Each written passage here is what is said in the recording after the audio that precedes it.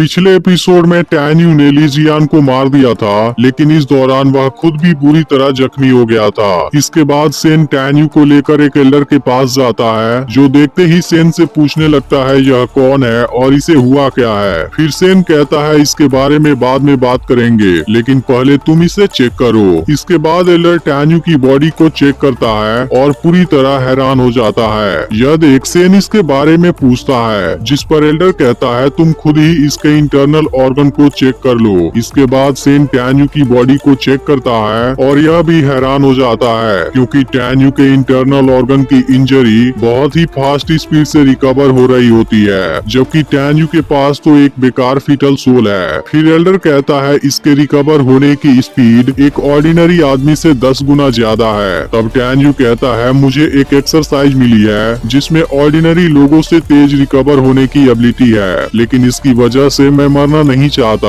और आप दोनों से रिक्वेस्ट है कि इस बात को आप सीक्रेट ही रखिएगा। जिस पर दोनों कहते हैं कि तुम्हें इस बारे में चिंता करने की जरूरत नहीं है, हम किसी भी स्टूडेंट के सीक्रेट की जासूसी नहीं करते। फिर टैन्यू कहता है मैं जैसे ही इनर गेट में एंटर करूंगा मैं आपसे जरूर मिलूंगा। इसके बाद एल्डर टैन्यू को कोई मेडिसिन पिलाता है और कहता है कि पूरे इनर गेट को पता है मिच ने तुम्हारे बेकार फीटल सोल के बावजूद भी एक्सेप्ट किया है, लेकिन मैं देख रहा हूँ दूसरे डिवीजन के एल्डर उस लेडी का मजाक बना रहे हैं, इसलिए तुम्हें केवल खुद के लिए नहीं बल्कि मिस्किन के लिए भी फाइट करना होगा और जल्दी ही कुछ करना होगा। इस पर टैन्यू कहता है मैं आपकी बात को याद रखूंगा। फिर एल्डर कहता है यहाँ पर तुम्हारे बहुत सारे दुश्मन हैं, इसलिए तुम्हें रिकवरी के टाइम ज्यादा केयरफुल रहना होगा। फिर एल्डर सेन से पूछता है कि किसने इसको जख्मी किया। फिर सेन बताने लगता है कि अभी कुछ देर पहले ही ली जियान ने टैन्यू को लाइफ एंड डेथ फाइट के लिए चैलेंज किया था, लेकिन मैंने नहीं सोचा था टैन्यू ली जियान को मार देगा।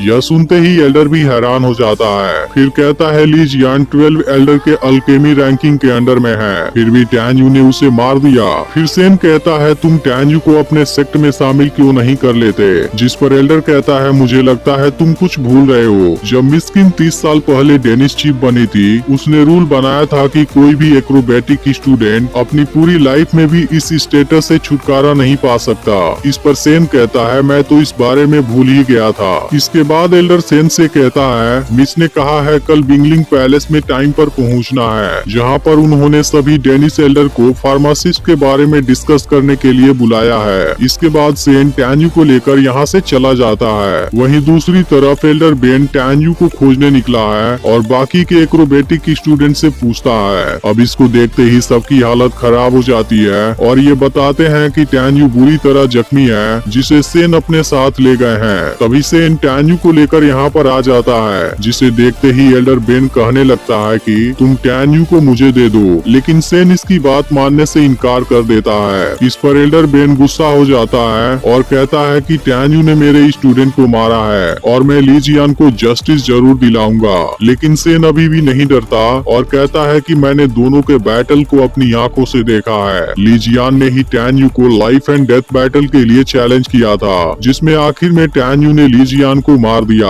लेकिन अब तुम किस अधिकार से टैन्यू को यहाँ लेने आए हो? इस पर एल्डर बेन कहता है लेकिन यह सब तो तुम्हारी बातें हैं, मैं सच्चाई को कैसे जान सकता हूँ? फिर सोचता है अगर इसकी बात सही भी है, फिर भी मैं बाद में टैन्यू को सबक जरूर सिखाऊंगा। अब सेन कहने लगता है अगर तुम्हें अभी भी कुछ करना है तब तुम चीफ के पास जा सकते हो, जिसके बाद चीफ जज इस बारे में देख लेंगे। यह सुनकर एल्डर बेन यहाँ से चला जाता है। इसके बाद टैन्यू हंसने लगता है और सेन इसे अपने साथ लेकर जाता है। फिर सेन लिंगमिंग पैलेस में जाता है, जहाँ मिस केन बताती है कि मेरे फेरी गेट के चीफ टैंग यूनसेन कैन्यन में जख्मी हो गए हैं और उनकी सोल बुरी तरह टूट गई है। इसके अलावा वह बुरी तरह से जख्मी भी है। फिर एक एल्डर कहता है टैंग तो जेड के जितना पावरफुल है, फिर वह जख्मी कैसे हो सकता है? तब एक दूसरा एल्डर कहता है कहीं यूनसेन कैन्यन में पावरफुल मॉन्स्टर तो नहीं है। यह सुनते ही मिस किन सभी को चुप कराती है और कहती है कि टैंक के ट्रीटमेंट के लिए हमें कुछ एलेक्सिर की जरूरत है, जिसमें गाइक्सिंग बिंगलान, घोस्ट सोल और एक 3000 साल पुराना जियानलिंग ग्रास चाहिए। इसलिए तुम सब जो भी पॉसिबल हो वह करो, लेकिन एक साल में मुझे यह तीनों एलेक्सिर चाहिए। फिर वह एक डस्क जेड ग्रास दिखाती है और इसे सेन को देती है। फिर कहती है कि इसे लिंगसान हर्बल गार्डन के स्टूडेंट कल्टीवेट करेंगे,